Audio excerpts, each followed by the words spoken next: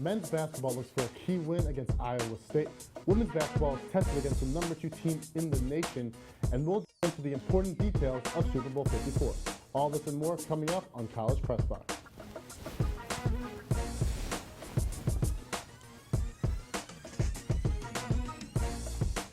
Good evening, Austin, and welcome to this week's edition of College Press Box. I am your co-host, Henry Corwin, joined alongside Nick Kucholtz, and we have much to discuss tonight surrounding basketball here on the 40 acres, as well as the gridiron in Miami this past Sunday, don't we, Nick? Yeah, it was a huge weekend for Texas basketball, UT sports in general. Let's start with the men's basketball team, who picked up 2 crucial victories in Big 12 play. On Wednesday, the Horns barely held on to beat the TCU Horned Frogs 62-61 in Fort Worth, then came home to host the Iowa State Cyclones on Saturday. Let's head down to the Frank Irwin Center for the highlights. Big start for Texas here. Matt Coleman finds Jericho Sims. Throw it down, big fella. Texas making a statement early on. Now Andrew Jones on the drive and lay-in. The Horns go up 11-7. But Iowa State would start to get rolling. Trey Jackson hits a long three-pointer here. Then Prentice Nixon over here hits a corner 3 to make it a 1-point game. Later on, Iowa State connects again from beyond the arc. This time, it's Tyrese Halliburton. The Cyclones would hit 4 3-pointers in the first half. Now start of the second half, Rasir Bolton gets by Courtney Ramey for the acrobatic layup. But Texas would start to find their groove. Donovan Williams connects from deep here, much needed for the Horns. Then the Horns would turn defense into offense. Matt Coleman pokes it away, Ramey picks it up, takes it all the way down the floor, and finishes for 2. Texas would later get into, but would then turn it over here. Solomon Young for Iowa State on the steal. Halliburton picks it up and finds Bolton for the easy bucket to push the Cyclones' lead back to 4.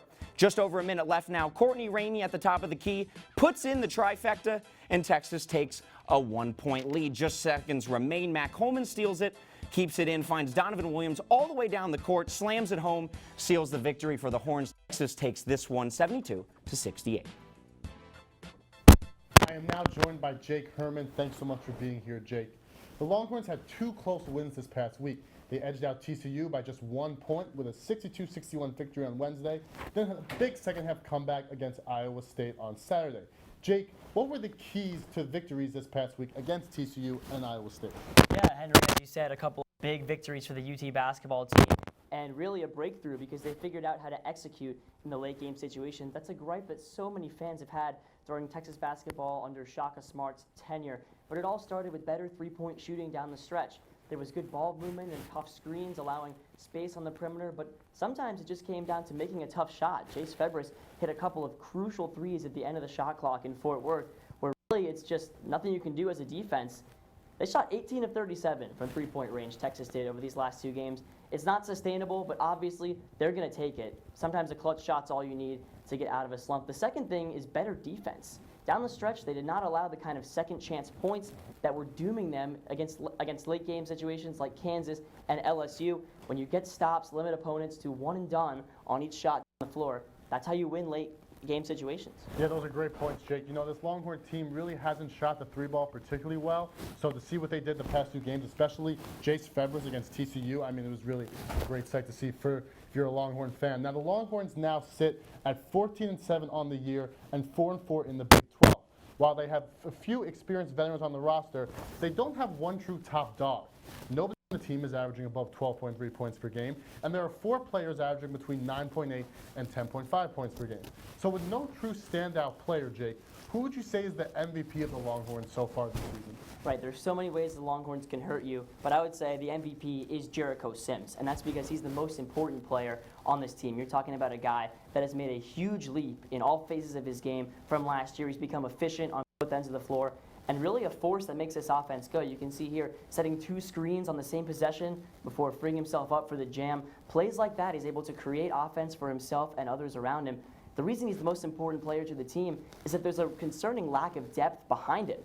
When Sims is on the floor versus off the floor, there's a marked difference, and he's going out there making highlight reel plays. When he's off the floor, the Longhorns sorely miss him, and he's a guy that's waited his turn, developed under Shaka Smart, and it's nice to see him blossoming in his 3rd year in this Texas basketball program. Yeah, absolutely, Jake. It's really nice to see what, Jericho Sims has been able to do. You know, he kind of had to sit behind Mo Bamba.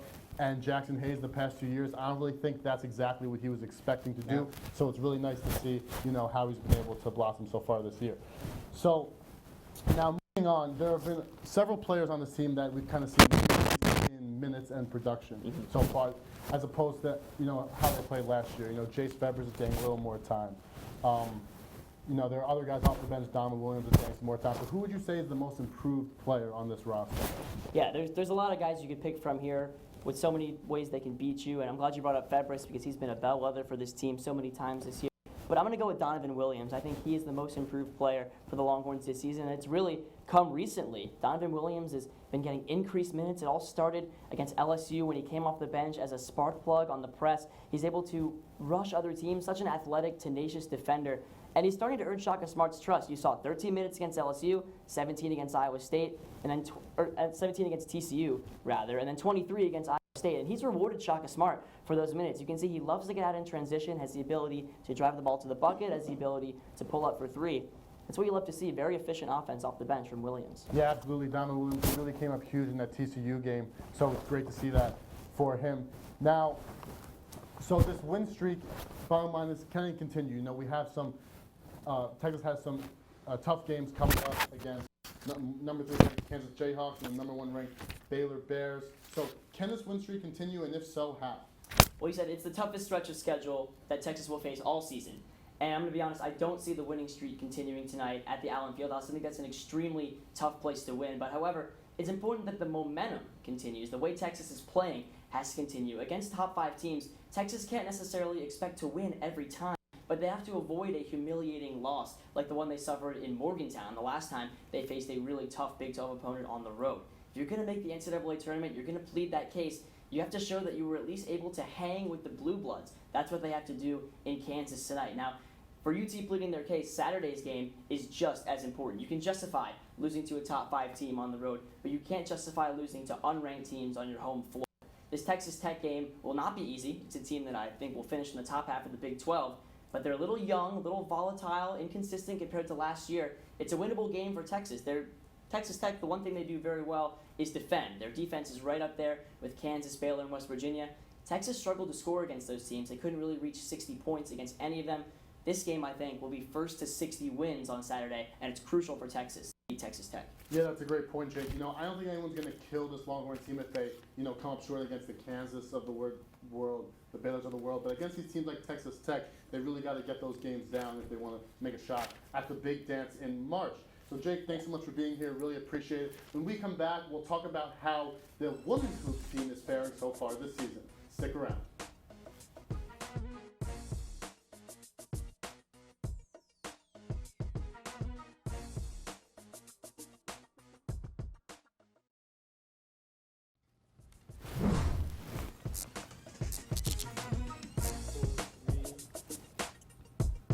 Welcome back to College Press Box. Thanks again for tuning in tonight. I hope everyone had a nice Monday back on campus. On Friday night, the Longhorns women's basketball team had a big test against the number 2 ranked Baylor Bears at the Frank Irwin Center. Let's go to the arena for the highlights. Texas looking for a statement win at the Drum against the number 2 Baylor Bears. Here in the first quarter, Baylor's Taya Cooper drives in. She is blocked by Charlie Collier. Later on in the first quarter, Taya Cooper assists to Juicy Landrew for the 3. Texas trying to get going here as Shug Sutton off the pick finds Collier for the 3 ball. She has definitely shot the 3 ball much better this season. Moving on into the second quarter, the jumper by Taya Cooper is good. Texas's Joanne Allen Taylor uses the Collier pick to rise up for the 3. Baylor led 29-24 after the first half. Third quarter, though, was where Baylor really took control. Here's Dede Richards pulling up for the jumper, and Queens Exbo finds the cutting Richards for the layup. The Bears outscored Texas 23-5 in the third. In the fourth, Jordan Holmes with the layup here, and some good defense on the other end by Collier. However, it would not be enough as a second-half surge by the Baylor Bears beats the Longhorns by 20, 64-44. For more from Friday, this game, let's go see what our very own Jaxie Pigeon has for us. It's faced off against the number 2 ranked Baylor Bears in Austin. The Drum was packed, having its second-best crowd of the season. The Longhorns came out strong and put up a good fight in the first half. However, it boiled down to a sloppy second half that would eventually cost them the game. I thought we were really prepared. Scout-wise, like watching film, I thought we were. So there's no doubt about it. I thought we were prepared for this game. I really thought that our team was ready to play. And I think that the first half was an indicator of that. I thought our defense was really good in the first half, and shot selection was really poor. Charlie Collier has been a star for Texas all season. Coach Mulkey was impressed by the way her team shut her down in this game. Collier, I think, had a lot of rebounds, but she didn't score. I think we did a good job on guarding her. In fact, I think the only bucket she got was maybe a 3. And I'll take a 6'5" shooting a 3 out there instead of posting me up all night. We took a lot of one-on-one shots in the beginning, which really hurt us. We didn't really play as a team as how we know how to play, and that really hurt us. We weren't a team tonight, and it showed. After the first half, the Longhorns were only down 5 points to the Lady Bears. However, that did not last long. In the third quarter, the Lady Bears scored 23 points and held Texas to 5 points. I didn't think our team was down at half or anything like that. It wasn't one of those scenarios where I'm like, okay, we're not going to come out and compete like we did in the first half. I was really surprised. They found their mismatches, mainly in the third quarter, and they kept doing it. So, I mean, that was a part of what killed us the entire game. We did not respond in the third quarter.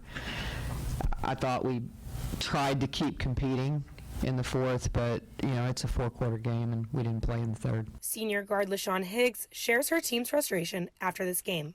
We obviously don't like the outcome of this game, so we just got to let it go, learn from it, move forward.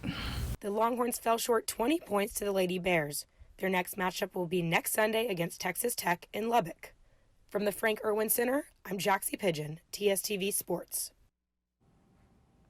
Here in the studio to talk more about the loss to Baylor is the man himself, Thomas Fitch. Thomas, it was close for a half. Obviously, as we know, Baylor outscores Texas 23-5 in the third quarter. They end with a 20-point victory. It's just a team that's too good. Texas just hasn't been able to beat. If you're Texas mentally, how do you get past that? How do you overcome that hurdle? Yeah, this is what the women's basketball team has been saying for the past 3 or more so years, as they've struggled to get over the hurdle that is the Baylor Bears. It's a combination of talent and coaching. At this point, Baylor, it feels like they have a little bit more talent than Texas, but you go back two or 3 years when Ariel Atkins, and some more of those players were on the Longhorns. They had the talent to beat Baylor, but they didn't, and that's where the coaching comes into play. Kim Mulkey, one of the best coaches in the game right now. They won the championship last year. They're looking to repeat this year. Something's going to have to give, and something's going to have to change if the Horns want to be able to get that bear literally off their back and beat Baylor. Right, and as you alluded to, obviously there's a reason why this Baylor team are the defending national champions. Now, I want to talk Texas for a bit. Right now, they're 14-7 overall. They're 6-3 in conference play. That's third in the conference. Where do you see Texas finishing in the conference come the end of the season? Well, I think it'll be a 2 or 3 team race for that 2 spot. I think Baylor has just about locked up the 1 spot already just because, again, like I said, the talent, the coaching outmatches everybody else. But when you look at, it's really between Texas, TCU, and West Virginia looking for that second spot. And, you look at Texas coming into before the loss to Baylor, they had won 5 straight. They had looked good. They got some momentum. The question is, how are they going to be able to respond? If they can respond well, get back to their winning ways, get some momentum, get some wins going. They have a lot of young talent. They can get them more involved. Plus, you got Joyner Holmes, LaShawn Hicks, get them more involved. I think Texas has a chance to finish second, and then we'll see what happens in the NCAA tournament. But it's all about getting momentum and getting some confidence back in the game. It's going to be a crazy important finish to the season for Texas. Also for head coach Karen Aston. I think she's one of the best coaches on campus, but there's some talks about her job security. What do you think? Do you think her job's safe? Is she on the hot seat? How do you see it? You mentioned, she is one of the best coaches on this campus. She's one of the better women's basketball coaches. But when you look at the tail of the tape, at some point, you got to do something more than finishing second in the Big 12. Something more than just making it to the Sweet 16. That's why they pay you the big bucks. It's great to be a good coach. It's great to teach the players, and we kind of say the same things about Shaka. Obviously, Aston has done a lot more than Shaka has done. But at some point, she's going to have to win the Big 12. She's going to have to make it further than the Sweet 16 of the tournament. I don't think it is a contract year for her. I don't think she's going to get fired. I don't think she should be worried about that. But I think down the line, she's going to have to do a little bit more than what she's done so far if she wants to stick around. Yeah, we'll see how this season ends up. I think we'll have a better answer to that question here in about a month. Thomas, thanks for coming on. Always great to have you. When we come back, we'll be joined by Clark Dalton. He'll be here in the studio and take us beyond the 40 acres in another edition of Unhooked. We'll be right back.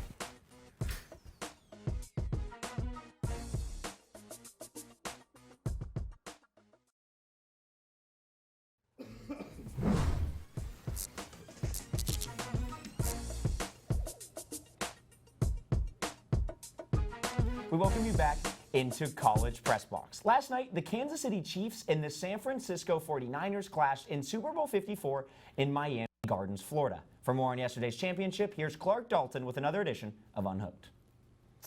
Thanks, Nick. Aside from being a great vacation destination, Miami has been host to several iconic Super Bowls. These include classics like Joe Namath's Guarantee, Lynn Swann's Acrobatics, and the Saints marching to their first title. So it was a prime-time setting for Patrick Mahomes to deliver a championship to a city that had been waiting 50 years. Let's head to Hard Rock Stadium to see how the chips fell. 49ers going to hit the ground running in this one. Deebo Samuel coming off the pitch. He's en route to the end zone, but Tyrann Mathieu stops him from getting the first touchdown of the Super Bowl. 49ers capitalized with the field goal. Patrick Mahomes is to get started. Hands off to Damian Williams. He was crucial in this game. He had 104 yards, and he's just churning it up right here, getting the Chiefs offense going. Then Travis Kelce hits the spin cycle, gets into 49ers territory at the 13-yard line. 3rd and 11, this is a big play right here. You think it's going to be a Mahomes scramble, but then, boom! The ball pops out, Jimmy Ward hits it, and it's actually 4th down now. But the Chiefs are going to get a little creative with some choreography. They snap it straight to Damian Williams. He gets the first down. They get 4 more shots at the end zone, and it's big. Patrick Mahomes takes advantage of the opportunity. He's going old school with the read option, and he is happy because he is his 3rd rushing touchdown this postseason and the first touchdown of Super Bowl 54. Jimmy Garoppolo still trying to outrun the shadow of Tom Brady. Jimmy G dropping back. He's under pressure, forces it. Bashaud Breeland picked off. Chiefs getting even more momentum here. They get a field goal right after this, but the 49ers bounce right back. Tevin Coleman dashing past the Chiefs defense, continuing a strong drive for the 49ers. And remember this name, Ryan Juszczyk. Jimmy G drops it right in the bucket to him. He gets a 15-yard touchdown. He's the first player ever from Harvard to score in the Super Bowl and gets the 49ers on the board. It was a relatively slow second quarter. It was 13-10 at halftime. 3rd and 11, Mahomes dropping back. Fred Warner intercepted. The pendulum is beginning to swing towards San Francisco. A little over 5 minutes left in the 3rd quarter. Jimmy G, Kendrick Bourne flying right across the middle, deep into Chiefs territory. 13-10 still. Similar play to the touchdown earlier. Garoppolo fakes, finds Juszczyk. He won't get the touchdown this time. He falls at the 1-yard line, but it sets up a Raheem Mostert 1-yard dive. And the 49ers are up 20-10, and they may be en route to a championship. But wait a second. The Chiefs have come back from this before. They were down 24-0 against the Texans. This is nothing. Watch what happens right here. Patrick Mahomes launches. Whoa! Tyreek Hill, 44 yards, and it's a big spark plug for the Chiefs at the 21-yard line now. 1st and goal. Mahomes fakes. Travis Kelce. Chiefs are only down 3 with 6 minutes and 13 seconds. Look out, they're clawing back. They get a stop right there at the 2nd and 7. Mahomes wheeling and dealing. Sammy Watkins to the 10-yard line. They're in 49ers territory now. They keep on charging. 3rd and goal, fakes, drops it. Damian Williams, did he get it? The referee rules yes, it's a touchdown. Now let's check the instant replay just to see how impressive this was.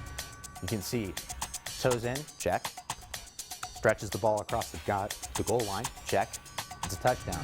Huge. Puts the Chiefs up 24-20. Jimmy G trying to get some last-second magic. 4th and 10. Frank Clark gets him. He heaves it up. Batted down. Chiefs have a comfortable lead now, 24-20. A minute 25 left to go in the game. They're going to go straight for the exclamation point, though, right after this. 2nd and 6. Damian Williams again. To to the left, breaks one tackle, 38 yards, touchdown, 50 years in the making. The Kansas City Chiefs are your Super Bowl champions. Win 31-20. Yeah, Andy Reid, hold up that number one because you're number one. And what is the rule in Kansas City? Party, because you are lifting the Lombardi.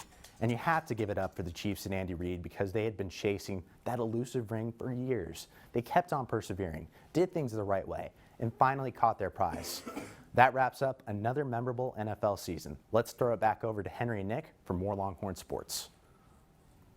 Excellent as always, Clark. Thank you so much for coming on. Always a pleasure to have you. We'll take a quick break, and when we come back, we'll check out some highlights from this year's All-American Bowl. Stay with us.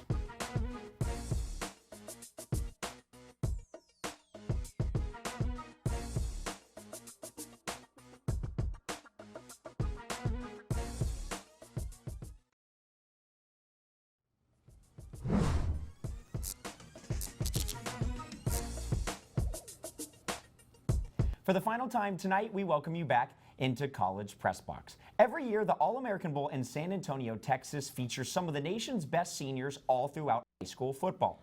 Our very own Matt Marinchek was at the Alamo Dome and has more on the matchup.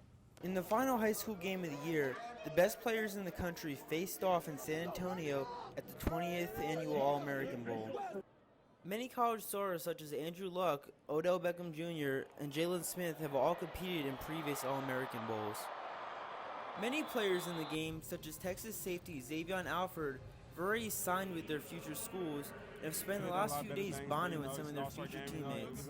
All the Texas boys, they went to David Buster's, but all the Texas boys stayed in the hotel and watched the Utah game, so that type of chemistry already. Now it's great, but when we get there, I'll be happy when them guys enroll in June.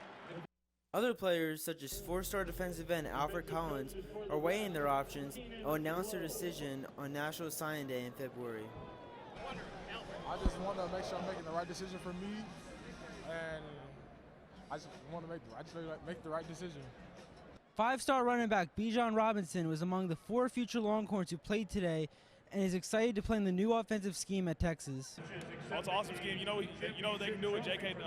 Dobbins and some of the other running backs that he has. So I feel like he can do more similar things than they can. So I feel good about it. He has to do it all offense for running back. So I feel like it give him a little bit of everything. So I can't wait to get started with him and get to work. This game lived up to expectations with flashy plays and some surprise commitments from big-name recruits.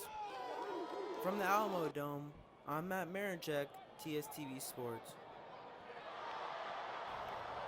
Baseball returned to UFCU Dish Frog Field this past weekend as the Texas Longhorns had their annual alumni game on Saturday.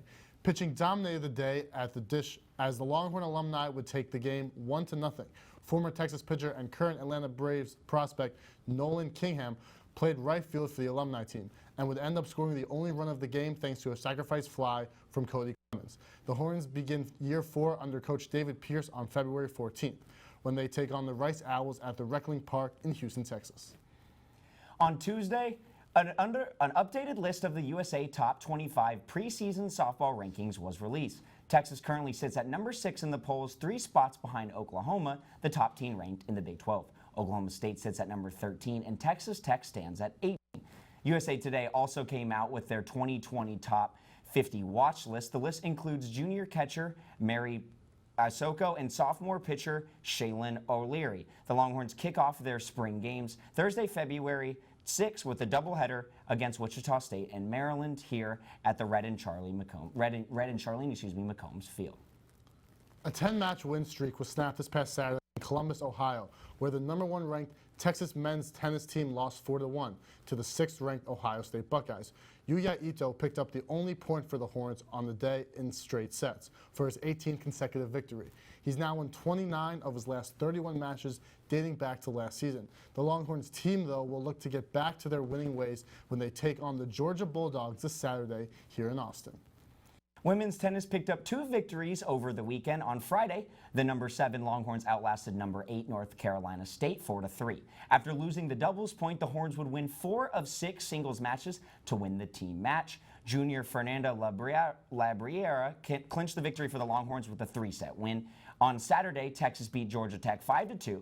After winning the doubles point, the Horns kept cruising by winning the first 4 singles matches to finish. The match was clinched by number 4 ranked Anna Tirati with a 6-3, 7-6, and 9-7 tiebreaker victory. The Longhorns will be back in action this weekend in Chicago as they attend the ITA National Team Indoor Championship. The number 1 ranked Texas men's swimming and diving team swept their way through the state of Arizona this weekend, taking down the Arizona State Sun Devils 184-109 on Friday, and beating the Arizona Wildcats 184.5-115.5 on Saturday. The Longhorns were led by sophomore Drew Hibbler, who won the 200 free on both days, and freshman Jake Foster, who won the 200 breaststroke on Friday and the 400 intermedley on Saturday. The Horns now head to Dallas, Texas this Friday to take on the SMU Mustangs in their last competition before the Big 12 championships. The number 10 ranked women's swimming and diving team also traveled to Arizona this weekend. The Horns defeated Arizona State on Friday 177-117 thanks to individual victories by Kelly Push, the 200 fly, 100 fly, and 200 individual medley. On Saturday, the Horns took care of business against Arizona with a 178-105 victory. The Longhorns won the 200 medley relay title with Claire Adams, Kennedy Lohman, Kelly Flash, and Julia Cook finishing with a time of 140-120. Julia Cook swam a 157.72 in the 200-meter back, which tops the team and country so far this season in the race. The Longhorns return to action on Friday, February 7th at 4 p.m. against SMU. On Thursday, the Texas track and field team attended the Razorback Invitational in Fayetteville, Arkansas, and broke 2 school records. Micaiah Harris set a 1 with 200-meter time of 20.49 seconds. Additionally, the women's distance medley relay team set a school record with a time of 11 minutes and 4.31 seconds. Track and field is back in action this weekend at the New Mexico Collegiate Classic in Albuquerque. Now let's take a look at what is coming up this week in Longhorn sports. On Thursday, softball competes in the Texas Classic in Austin. That goes through Sunday. On Friday, track and field is at the New Mexico Collegiate Classic, women's tennis at the ITA Indoor National Championship, and swimming and diving at SMU at 4 p.m. And on Saturday, men's tennis takes on number 18 Georgia at noon. Men's basketball, of course, against Texas Tech at 3 p.m. on ESPN2. And finally, on Sunday, women's basketball heads to Lubbock and meets Texas Tech at 1 p.m. That game is on ESPNU. That's all for this week's edition of College Press Box. Thanks again for letting us be a part of your Monday evening. And don't forget to tune into College Crossfire this Wednesday at 9 p.m. and the Want to Know Sports Show on Friday morning at 9 a.m. For everybody in the studio and Master Control alongside Henry Corwin, I'm Nick Kucholtz. We'll see you next week.